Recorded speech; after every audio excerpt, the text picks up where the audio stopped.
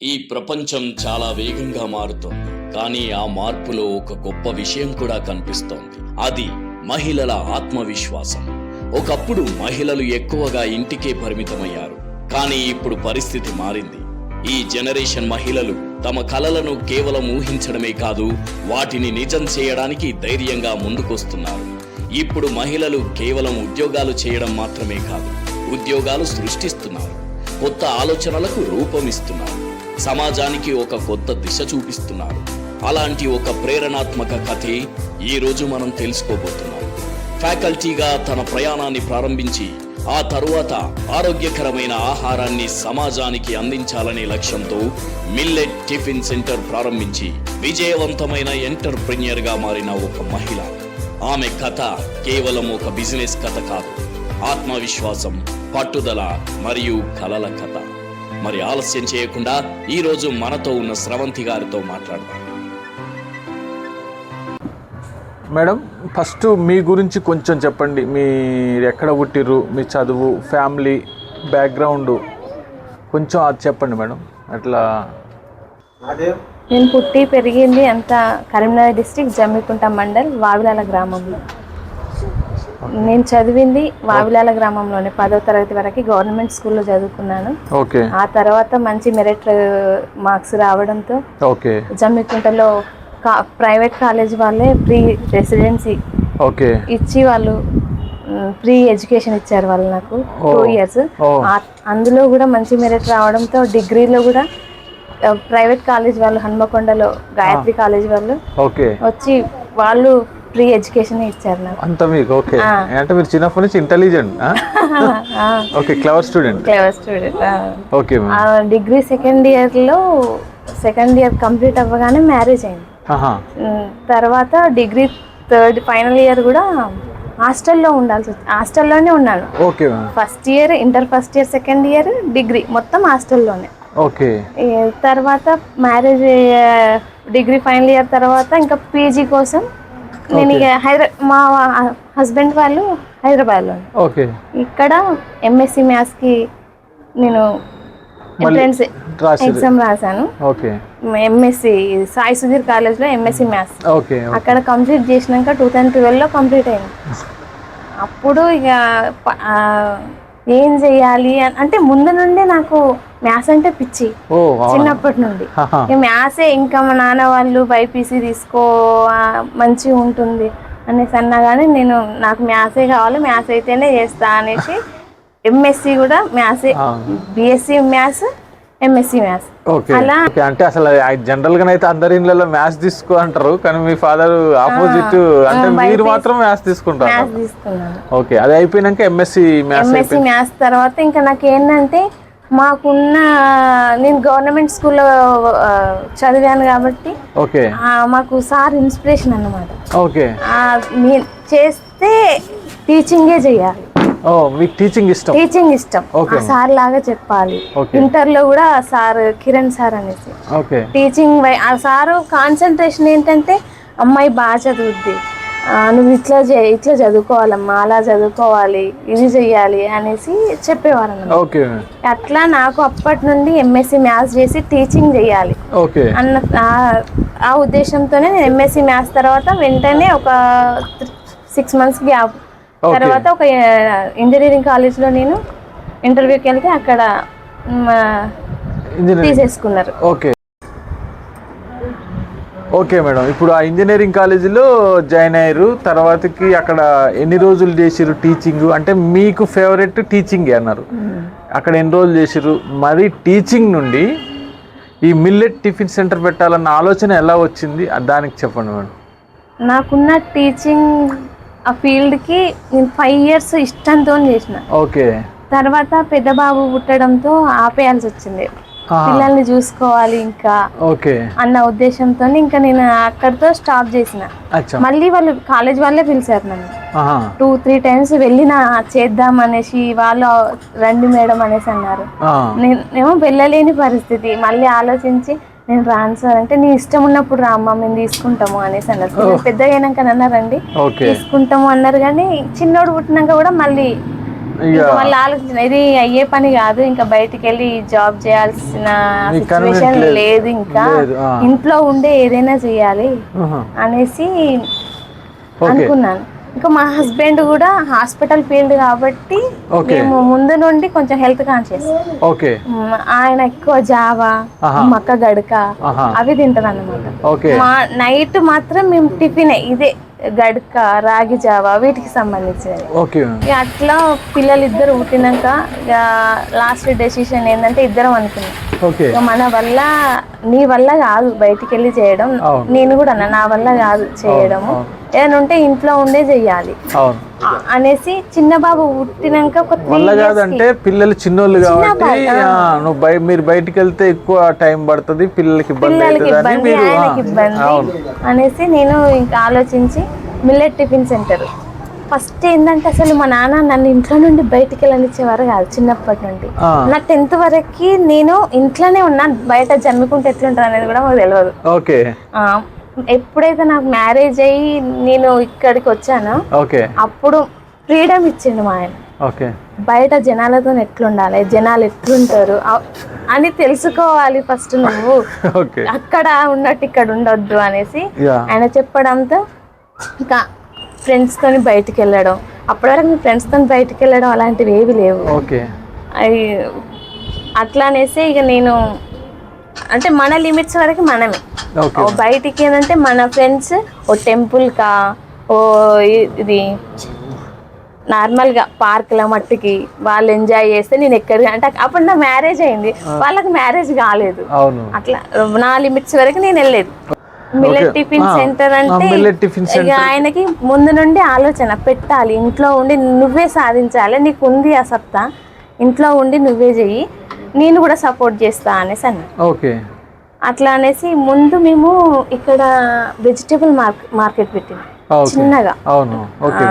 అది సక్సెస్ అవ్వలేదు. దాంతో పాటే మాకు ఐడియా ఉండే క్యారెట్ బీట్రూట్ జ్యూసెస్ పెడితే రన్ అవుద్ది, ఎందుకంటే ఇక్కడ పార్క్ వాకర్స్ వస్తారు కదా, అట్లా అనేసి మాకు ఐడియా ఉంది కాబట్టి ఒక జ్యూసర్ ఒకటే తెచ్చుకున్నాం. జ్యూసర్ తర్వాత ఆలోచన ముందే ప్రీ ప్లాన్డ్ గా తను ఉన్నాడు మిల్లెట్స్ స్టార్ట్ చేయాలనేసి, నాకేం చెప్పలేదు. తర్వాత నన్ను ఇది పెట్టు, ఇది నడుస్తుంది, ఇది పెట్టు, రాగి ఇడ్లీ, రాగి జావా ఇవన్నీ ఒక్కొక్కటిగా ఇంట్రడ్యూస్ చేసాం. తర్వాత కస్టమర్స్ నుండి కూడా మంచి ఫీడ్బ్యాక్ వచ్చింది. కొన్ని రోజులకి జనాలు మేము క్లోజ్ చేస్తే మాకు కాల్ చేయడం. ఆ తర్వాత కొంచెం గ్యాప్ తీసుకుందాం అనుకున్నాం, వద్దు అనుకున్నాం, కానీ వద్దు ఇది ఇట్లా బ్యాక్ స్టెప్ వేయద్దు, ఇంకా నేను బయటికి వెళ్ళలేను కాబట్టి ఇదే కరెక్ట్, వర్కర్స్ని పెట్టుకొని చేయిస్తే బెటర్ ఏమో అని ఆలోచించి ఫస్ట్ ఒక అమ్మాయిని పెట్టుకున్నాం, తర్వాత ఇద్దరిని, తర్వాత ఇప్పుడు కొంచెం పెద్ద నలుగురి మట్టుకు నేను ఒక నలుగురికి ఆదాయం ఇచ్చేదాన్ని అయినా. సూపర్. ఇప్పుడు నలుగురికి ఒక జాబ్ కలిగించారు. సూపర్. అంటే మీరు ఇక పెట్టడానికి అయితే ఆలోచన అంతే, అది మీరు జనరల్గా పెట్టాను. ఇప్పుడు మన దగ్గర స్పెషల్ డిష్ అంటే అది ఫస్ట్ పొంగల్ ఉండేది, పొంగలి తర్వాత ఇంకా మాకు ఐడియా ఉంది కీన్వా అని. కీన్వాతో ఏమన్నా చేయొచ్చు కదా, ఉట్టిగా రైస్ లాగా తినలేరు కదా కర్రీ పెడితే అంటే, నాకు తిరుపతి వెంకన్న ప్రసాదం సాంబార్ రైస్ అక్కడ తెలుసు. సాంబార్ రైస్ అంటే అక్కడ నచ్చేది నాకు, సాంబార్ రైస్ చేస్తే బాగుంటది కదా అనేసి సాంబార్ రైస్ ట్రై చేశాను మ్యాంగో ప్యూరీతోని. మ్యాంగో దొరకనప్పుడు చింతపండుతో, సీజన్ లో మ్యాంగో దొరికి, ఇప్పుడు ఈ రోజు కూడా మ్యాంగో రైస్ మ్యాంగోతోని లేనప్పుడు చింతపండుతోని చేస్తాను. నాకు ఎందుకంటే వెంకన్న స్వామి దగ్గర తిన్న అదే గుర్తు సాంబార్ రైస్ అంటే. నేను ఎక్కడ అక్కడి నుంచి తీసుకున్నారు కాబట్టి ఖచ్చితంగా సక్సెస్ అవుతుంది మీ ఆలోచన. అంటే మీరు స్టార్టింగ్ లో పెట్టినప్పుడు ఏమన్నా అంటే ఇంకా ఫేస్ చేసిన సమస్యలు ఏమైనా ఉన్నాయా? చాలా ఉన్నాయి సార్, కొన్ని చెప్పండి మేడం. అసలు నిద్ర పట్టని రోజులు అయితే చాలా ఉన్నాయి సార్. అప్పుడు మేమిద్దరమే కాబట్టి స్టార్టింగ్ స్టేజ్ లో మేమిద్దరం వర్క్ చేసేది కాబట్టి రేపటికి హెల్దీగా ఉండాలి, ఏం చేయాలి ఇప్పుడు, రిలాక్స్ తీసుకునే అంత టైం కూడా లేదు పిల్లలు. అట్లా చాలా నిద్రలేని రాత్రులు అయితే చాలా గడిపినాను సార్. కొన్నిసార్లు అట్లా ఉన్నా పెయిన్ఫుల్ గా ఉన్నా కానీ వర్క్ చేసినాం. ఎందుకంటే కస్టమర్స్ ఏంటంటే మళ్ళీ క్లోజ్ చేస్తే ఏమైంది మేడం పెట్టట్లేరా ఈరోజు, ఏం కావాలి మేము అనేసి అట్లా అనేసరికి కొద్ది గొప్ప కొంచెమైనా పర్లేదు ఆ రోజుకి మనకు అయినంత మట్టుకు పెడదాం అనేసి అట్లా పెట్టిన రోజులు కూడా ఉన్నాయి. ఈ టెన్షన్ అంటే ఏంటంటే పిల్లలు సమ్మర్ వచ్చేసరికి ఇంట్లో ఉంటారు, వాళ్ళని చూసుకోవాలి. ఇప్పుడు సరుకులు అయిపోతే అప్పుడు నాకు బల్క్ గా తెచ్చుకునే అంత ఇది లేకుండే. నేనే ఒక్కదాన్ని వెళ్ళి, మా హస్బెండ్ ఆఫీస్కి వెళ్తే నేను ఒక్కదాన్ని బజార్కి వెళ్ళి నేనే సరుకులు తెచ్చుకునేదాన్ని. అట్లా ఇంటికి వచ్చేసరికి 2 o'clock అయ్యేది. మళ్ళీ వీళ్ళకి అన్నం తినబెట్టి వీళ్ళని చూసుకొని మళ్ళీ వాటిని నానబెట్టి మళ్ళీ మిక్సీ అవన్నీ నేనే చేసుకునేదాన్ని ఒక్కదాన్ని. మేమిద్దరం చేసుకున్నప్పుడు చాలా స్ట్రగుల్స్ ఇప్పటికి ఉన్నాయి. కాకపోతే కొంచెం వర్కర్స్ ఉన్నారు కాబట్టి కొంచెం బెటర్. ఇప్పుడు రిలీఫ్ ఉన్నాయి. ఇప్పుడు మీ సెంటర్లో కస్టమర్స్ అయితే గుడ్ ఫీడ్బ్యాక్ ఇస్తున్నారు, ఇదంతా బాగుంది. మీ స్పెషల్ డిష్ అంటూ ఏముంది మేడం మీ టిఫిన్ సెంటర్లో? ఇప్పుడైతే పొంగలి తర్వాత ఇప్పుడైతే స్పెషల్ గా కీన్వా. సండే వస్తే సండే కోసమే వస్తారు సార్. సండే ఎప్పుడు వస్తుంది మేడం? సాటర్డే కూడా పెట్టచ్చు కదా, మధ్యలో ఎప్పుడన్నా ఈవెంట్స్ పండుగలు ఉన్నప్పుడు కూడా పెట్టచ్చు కదా, మాకు హాలిడే ఉంటే వస్తాము తినడానికి. మాకు ఎక్కడ దొరకదు ఇక్కడ సిటీలో. అంటే సిటీలో ఎక్కడ, నేను చెప్పేది ఏంటంటే ఈ కీన్వా మాత్రం సిటీలో ఎక్కడ దొరకదు సార్. దొరికితే దాని కాస్ట్ వేరే ఉండొచ్చు. మేము పెట్టే ఫుడ్ సాంబార్ రైస్ లాగా ఇస్తున్నాం, అది మీకు కడుపు నిండిపోయింది 50 రూపీస్కి. మళ్ళీ నార్మల్ ప్లేట్ కూడా కాదు, అది మంచి లీఫ్ ప్లేట్లో ఇస్తున్నాం కాబట్టి ఆ కాస్ట్లో మీకు దొరకడం నేనైతే బెస్ట్ అనుకుంటున్నాను. ఓకే మేడం, ఇప్పుడు ఇంకా మనం జనరల్గా వెళ్ళిపోదాం కొంచెము. ఇప్పుడు మహిళలు ఇట్లా బిజినెస్కి రావడం గురించి మీ అభిప్రాయం ఏంటి మేడం? అంటే వాళ్ళు రమ్మంటారా వద్దంటారా? అంటే ఎలాంటి బిజినెస్లోకి రావాలంటే వాళ్ళు ఏం చేయాలి మహిళలు? సార్ మన లేడీస్ ఒకరి మీద డిపెండ్ అవ్వదు సార్, చేయి చాచదు. నా ఉద్దేశం అయితే మన కాళ్ళ మీద మనమే బతకాలి. ఓకే, అదా విషయంలో తనకి ఏ మహిళ అయినా తనకు నచ్చే పని ఏదైనా ఉంటే తను చేసుకుంది బెటర్. ఇదే బిజినెస్ అంటే ఒక టిఫిన్ సెంటరే కాదు, ఒక శారీ సెంటరే కాదు, ఏదైనా కావచ్చు. తనకు టాజిల్సే కానీ మిషన్ వర్కే కానీ ఏదైనా సాధించవచ్చు. మహిళలు రావచ్చు బిజినెస్, మన కాళ్ళ మీద మనం బతకచ్చు, మనమే యజమాని, మనమే కూలి. ఓకే, ఇప్పుడు జాబ్ చేస్తున్న మహిళలు బిజినెస్ స్టార్ట్ చేయాలనిపిస్తే మీరు ఏమన్నా సలహా ఇవ్వగలుగుతారా? స్టార్ట్ చేయొచ్చు సార్. కొంచెం ఫస్ట్లో కొంచెం కష్టం అవ్వచ్చు కానీ తర్వాత మంచి రిజల్ట్ ఉంటుంది. ఓకే, వాళ్ళ మీద వాళ్ళకి నమ్మకం రావాలంటే వాళ్ళు ఏం చేయాలి మేడం? అంటే హార్డ్ వర్కే సార్. వాళ్ళు నమ్ముకున్న పని వాళ్ళు సాఫీగా చేసుకుంటారు.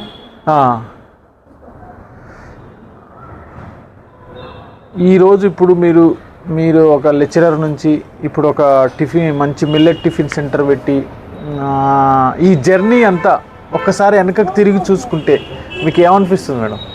అసలు నేనేనా అనిపిస్తుంది. ఒకప్పుడు టీచింగ్ వరకే నాకు తెలుసు, ఇవన్నీ ఒక 100 మందికి ఇవ్వగలుగుతున్నా అంటే ఒక్కొక్కసారి నాకే గ్రేట్ అనిపిస్తుంది. మీరు ఎక్కువ దేని నుంచి ఇన్స్పైర్ అవుతారు మేడం?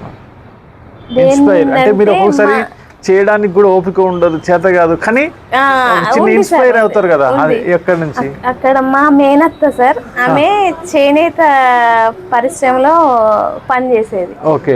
ఆమె రాట్నం వడికేది. ఆమె 2005-06లో రాష్ట్రపతి ద్వారా అబ్దుల్ కలాం చేతుల మీదుగా అవార్డు తీసుకుంది. మళ్ళీ మా హస్బెండ్ వాళ్ళ మేనత్త మా ఊర్లో డాక్టర్ అక్క అంటుంది. ఆ పెద్దమ్మ ఒక 40,000 మందికి నార్మల్ డెలివరీలు చేసింది.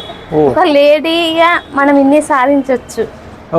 అది మా అత్త అది నార్మల్ కూలీగానే పోయి వెళ్ళి అవార్డు తెచ్చుకుంది. మనం ఇంత చదువుకున్నాము, అటు డాక్టర్ అక్క తను చదువుకొని అంత సాధించింది. నేను కూడా సాధించడానికి వీలుంది, ఎందుకు సాధించొద్దు అన్న ఇది నాకు ఉండే.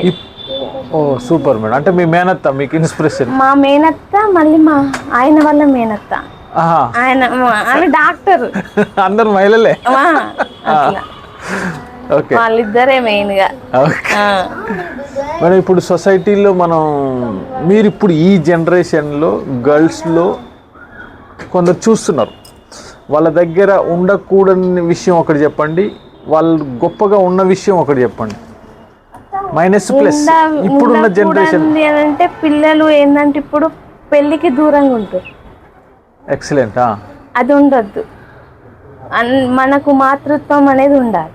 ఓకే. ఇప్పుడున్న పిల్లలకి పెళ్ళొద్దు, పెళ్లి చేసుకున్నా కానీ విడిపోవడం, ఇద్దరి మధ్య సఖ్యత లేకపోవడం, వాటికి దూరంగా ఉండి వీటికి దగ్గర అవ్వాలి. పెళ్ళి అనే వీటికి సాంప్రదాయం మన కల్చర్ని అలవాటు చేసుకోవాలి. Okay okay. లేనిది అది ఇప్పుడు ఉన్న వాళ్ళలో స్ట్రెంగ్త్, ఇప్పుడు ఈ జనరేషన్లో ఉన్న వాళ్ళలో ప్లస్ ఏంటి? ఎవరి కాళ్ళ మీద వాళ్ళు హ్యాపీగా బతుకుతున్నారు, దాంతోపాటు ఫ్యామిలీ ఉంటే బాగుంటుంది. సూపర్. ఓకే. పని మరియు కుటుంబం మధ్య మీరు కోల్పోయిన పనిని కుటుంబాన్ని ఎట్లా బ్యాలెన్స్ చేస్తారు మేడం? అటు పొద్దున ఇప్పుడు వర్కర్స్ ఉన్నారు కాబట్టి కొంచెం వర్కర్స్కి పని అప్పచెప్పి 8 నేను వచ్చి వాళ్ళకి రెడీ చేసి బాక్సులు పెట్టి 9కి పంపిస్తాను. 8:45 కల్లా పిల్లల్ని పంపిస్తాను. పంపించి మళ్ళీ 8:45కి అటు స్టార్ట్ చేసుకుంటాను వర్క్. సూపర్. ఇప్పుడు ఏమైనా మిస్ అవుతున్నారు అనిపిస్తుందా మేడం? మీరు వర్క్లోకి వెళ్ళినప్పుడు ఇంట్లో పిల్లలు ఇదంతా మిస్ అవుతున్నారు అనిపిస్తుందా? ఇంట్లో ఇక నాతోనే ఉంటారు కదా సార్ పిల్లలు, మళ్ళీ 4కి వాళ్ళు వచ్చేస్తారు, ఏం మిస్ అవ్వట్లేదు.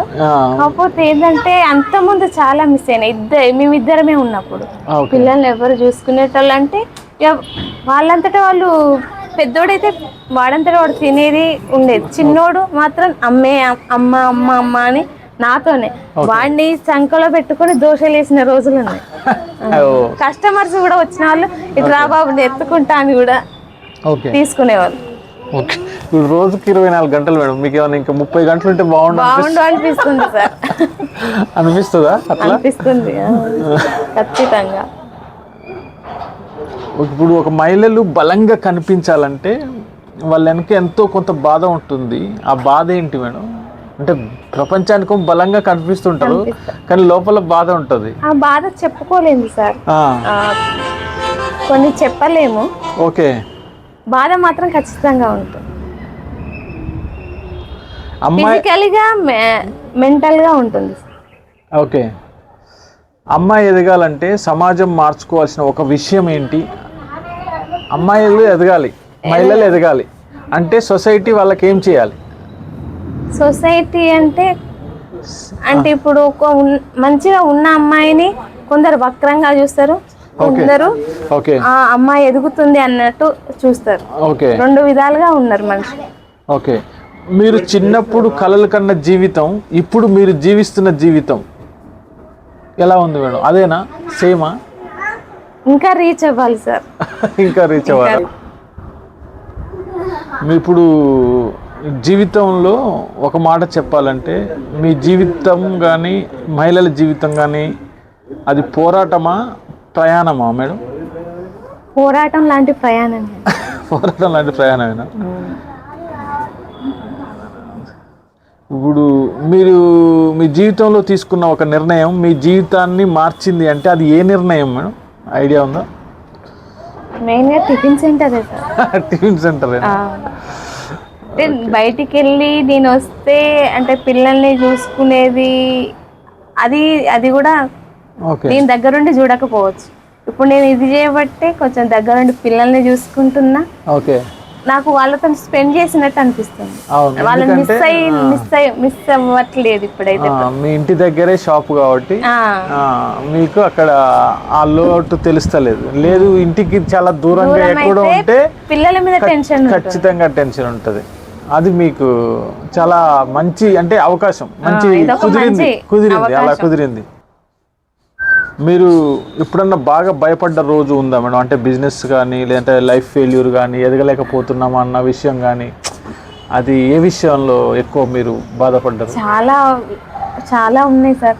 ఒక్కొక్కసారి కస్టమర్స్ వచ్చినప్పుడు కూడా అందివ్వలేకపోయాను. అప్పుడు కొన్నిసార్లు ఈ ఆరోగ్యం బాగాలేకపోవడం వల్ల కూడా ఇది సక్సెస్గా రన్ చేస్తానా లేదా అన్న భయం అయితే చాలాసార్లు.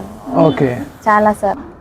మీ వెనుక మీ విజయానికి మీ కుటుంబం చేసిన సహాయం ఏంటి మ్యామ్? మా హస్బెండే సార్. మీ హస్బెండ్ మా హస్బెండ్ ప్లానర్ ఆయనే, సపోర్టర్ ఆయనే, అన్నీ ఆయనే. ఒక మగవాడి విజయం వెనక ఆడది ఎంత ఉంటుందో అంతే ఒక ఆడదాని విజయం వెనక ఒక మగవాడు ఉంటాడు. ఇద్దరికి ఒకరికొకరు కావాలి. ఆ మోటివేషన్ ఇస్తూ ఉండాలి, సపోర్ట్ చేస్తూ ఉండాలి. అతను అంత స్ట్రాంగ్ లేనప్పుడు మీరు ఇది చేయలేరు.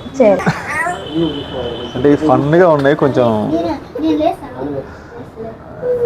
ఒక రోజంతా మీకోసం మీరు గడపాలంటే మీరు ఏం చేస్తారు? మీకోసమే గడుపుతున్నారు. ఈ బిజినెస్, ఈ టెన్షన్లు అన్నీ పక్కకు పెట్టండి. మీకోసమే మీరు గడపాలనుకుంటున్నారు. అప్పుడు మీరు ఏం చేయాలి అనే ఒక ఆలోచన వస్తుంది మీకు. ఒక గుడికి వెళ్ళాలనిపిస్తుంది సార్. అంతేనా? మంచి గుడికి వెళ్ళాలి, ప్రశాంతంగా.